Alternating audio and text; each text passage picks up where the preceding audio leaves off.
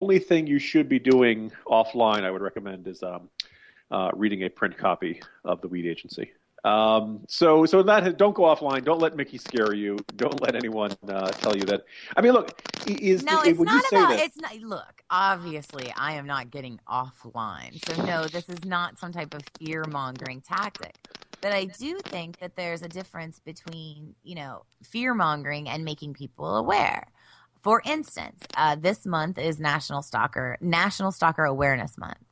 And so it's a great opportunity for people to actually find out about things that should be red flags in the event of them being stalked, or red flags in the event of them having a conversation with someone in a chat room. Mhm. So my question to you is, so obviously this something in this show, struck a chord deep with you. Was it just, somebody met someone online and they turned out to be a serial killer or something? What was the worst case scenario Oh that yeah, that's stuck like with it. you? That's at least three of the shows. That's not one show. That's like three of them. But I guess the one that probably speaks to me the most was there was a woman, and again, it's like it started out like catfish in the sense that people thought they were talking to someone that they weren't, and ultimately it ended up causing a real life rift between two gentlemen who had been friends for years, both married, involved in other situations, and ultimately one ended up killing the other over it, only to find out that the woman that they were so in love with and had been spending all this time talking to, the 18-year-old blonde beautiful girl, was a 50-year-old mother. So yeah, it's a little different. And like I said, but I think it's really important because there are things that you see that you think, oh, this is something everyone should be paying attention to. Like I said, the red flags specifically. And one of the other ones I have to tell you that freaked me out entirely was a guy had been interacting and chatting with some teenage girls. I believe it was like in Louisiana or Alabama, someplace, chatting with some teenage girls in this small town. And, he presented himself as being, a little bit older, like 16 or 17, to these 14, 15-year-old girls. They all were talking with him. They all knew him. And then suddenly one night, one of them just went missing. It ultimately came to the fact that this was the gentleman who took the young girl, and needless to say, it was not a happy ending at all. So again, maybe not a feel good show, but certainly one that teaches you a lot. I think the the pattern you described there reveals probably something deep in the human condition that is perhaps a little more universal than we would like to admit. One being everyone's desire to assume a new identity, to be someone else, whether it's to be younger, whether it's to be, Well, and that's the other successful. thing is, some of our most favorite people in the world we don't really know who, as far as the internet world, we don't know who they are. They use pseudonyms and they use pictures, and that's cool. Because I think they should be okay to do that.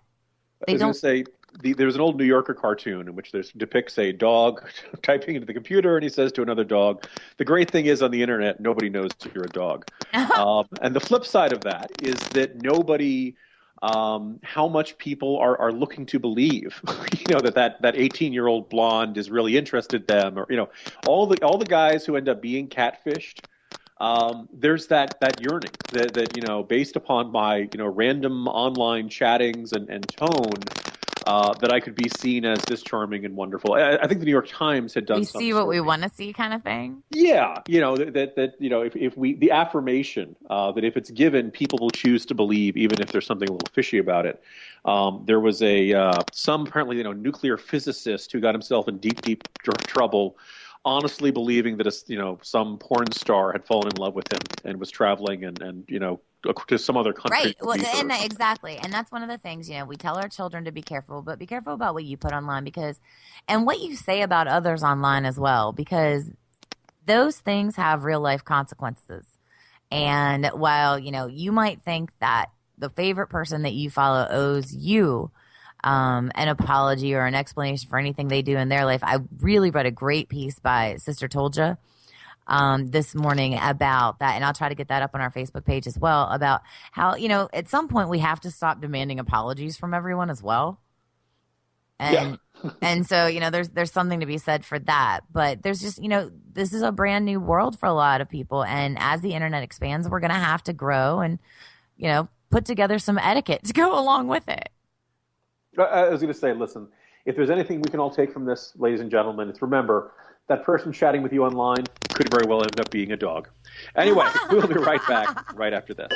Everyone asks, Corinthian leather? Of course, why not the best? It's the same with our new Chrysler New Yorker. It gives you everything. Powerful V6, anti-lock brakes, front-wheel drive, rich leather, 770 protection plan. And Chrysler's exclusive Crystal Key program, complete car coverage with owner care that's even better than Rolls-Royce or Mercedes. Chrysler New Yorker gives you the one thing you always wanted in a luxury car. Everything. Welcome back to the Jim and Mickey Show. I'm Jim Garrity, joined by Mickey White. And having talked about the propensity of people to talk with serial killers and or dogs on the internet, in our last segment, topics that lead to thoughts of guilt and pleasure, the natural segue is to what people's television guilty pleasure is. And Mickey, you'd put this out to our Twitter followers a short while back. And first of all, it seemed like there was a misunderstanding of what actually a guilty pleasure is.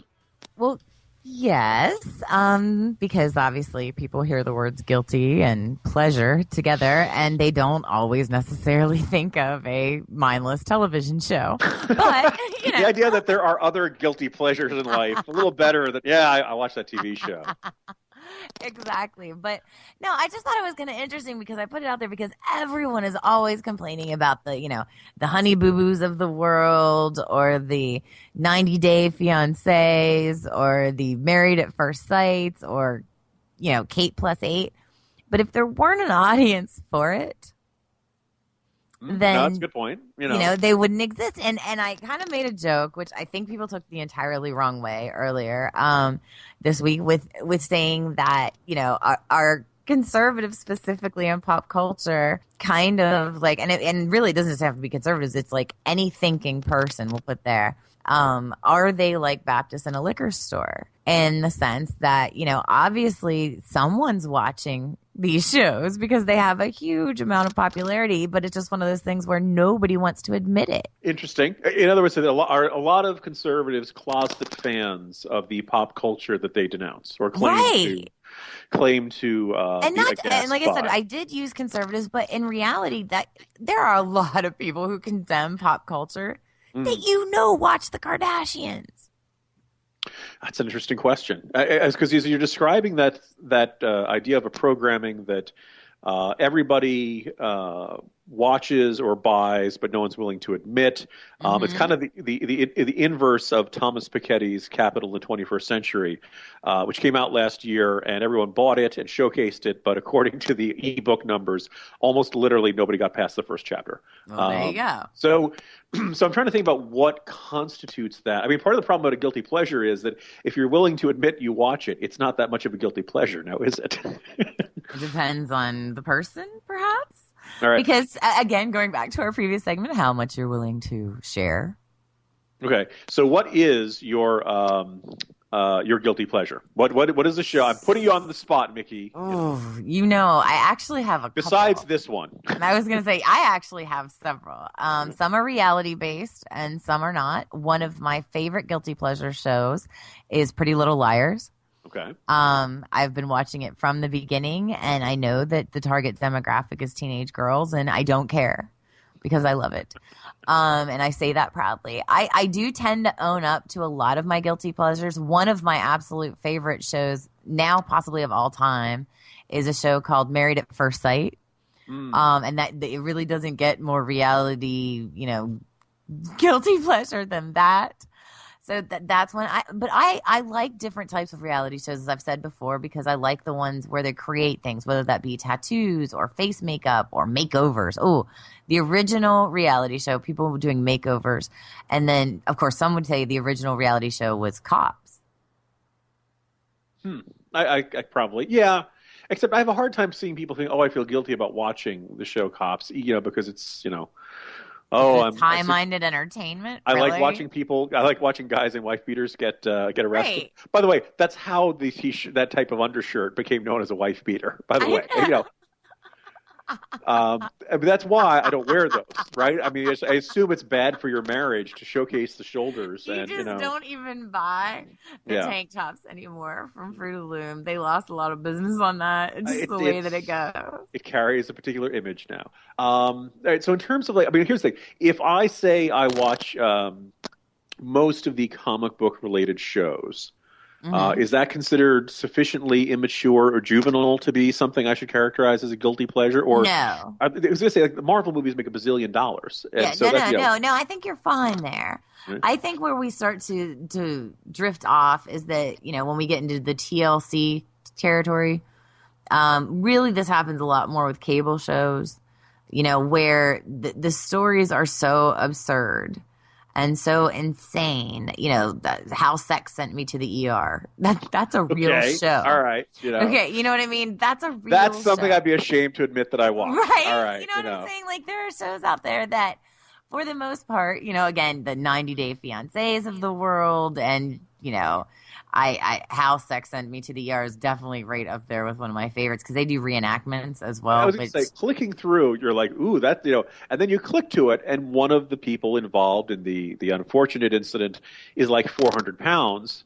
And I just look at that like, well, there you go. Right. Right. And then yes. Something 400 pounds fell on me. That's not that stunning. So. Yes, there's lots of things that can happen apparently in sex that'll send you to the ER, enough to make a show about it. As you know, one of my favorite shows is The People's Couch. I absolutely love it. And they do a great job of watching the shows, and that I don't have to then. They introduce me, I see enough, and we're good. But a lot of people would think that The People's Couch is a dirty pleasure because I'm watching people watch TV, and then I'm laughing about it. So, I will decree you probably should feel guilty about that. I know. Well, sometimes I judge myself for the things that I watch. Yeah. You're going to do penance or something. Yes. All right. So I don't even know if I characterize this as, if not a guilty pleasure, then a not quite proud pleasure. The show is called Expedition Unknown. It's on the Travel Channel. And if you picture a guy with a seemingly decent budget and basically told him, do you want to be Indiana Jones? And he'd say, sure. He would go do it. And so the one that I saw was him going to Cambodia to find a temple that had recently been discovered, and apparently the equivalent of the Sankara stones from Indiana Jones, the Temple of Doom. They had found this temple, they believe, at this legendary 1,200-year-old stone that was the beginning of this launch of this empire. Anyway, Expedition Unknown on the Travel Channel. It's a guy who's a little Anthony Bourdain-ish, not quite your classic square-jawed heroic type, walking around to these places, eating bugs, encountering snakes, encountering spiders. But you can also count that one as almost educational. Oh, it definitely is. I mean, it's a travelogue show. So of course, you, Jim Garrity, Mr. Perfect. Of course, your guilty pleasure is still an educational show. Well, Boo! No, because here's the thing. Like, he clearly wants to be Indiana Jones, and so he's a 30-something guy, trying to reenact something that clearly was his, preteen fantasy. Which, there's so something. What you're actually saying is that you don't watch for the knowledge; you watch for the vicariously living as Indiana Jones. Yeah. I mean, I've traveled through some chunks of the world, and I looked at that and I feel like you could pull off the Indiana Jones hat look. I think you could do it. We could even get you a whip. Yes, we could, Mickey. There's no need to go get me the hat and whip. So you already have those in stock. Those because I don't have them or the hat or anything. Yes. Good to know. Well, I cannot believe this, but here we are again. And I always say it's your saying, so why don't you say it? The fastest hour of my week? Absolutely. And we hope to make it maybe someday the fastest hour of your day. We'll see how that goes. But for right now, I'm Mickey White. He's Jim Garrity. We thank you guys for listening to us and joining us every week to talk. And we encourage you to interact with each other on Facebook at our Facebook page, and certainly through Twitter. Use the hashtag TJAMS, TJAMS, The Jim and Mickey Show, so that you can find us, we can find you, and you can find other listeners. Thanks so much for being with us again this week. We'll be back next week. Thanks to Dave Perkins behind the booth there, and you can find him on Twitter at BigDaveP. Have a great weekend, and we'll talk with you soon.